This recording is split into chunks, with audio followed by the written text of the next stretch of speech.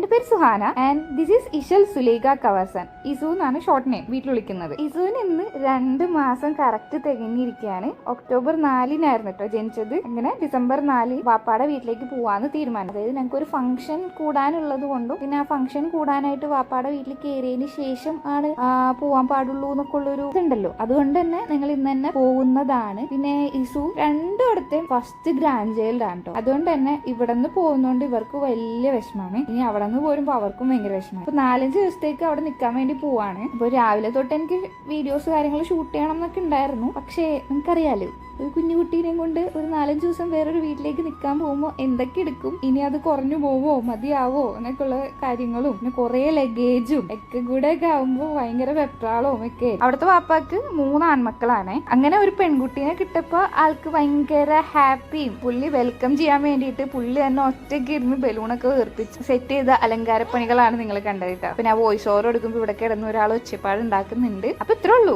ഞാൻ ജസ്റ്റ് ഇവളുടെ ഒരു വെൽക്കമിങ് പ്രോഗ്രാം പോലെ ഇന്നത്തെ ഒരു ഡേ ഇൻ മൈ ലൈഫ് പോലെ എടുക്കാന്നൊക്കെ വിചാരിച്ചതാണ്. പക്ഷേ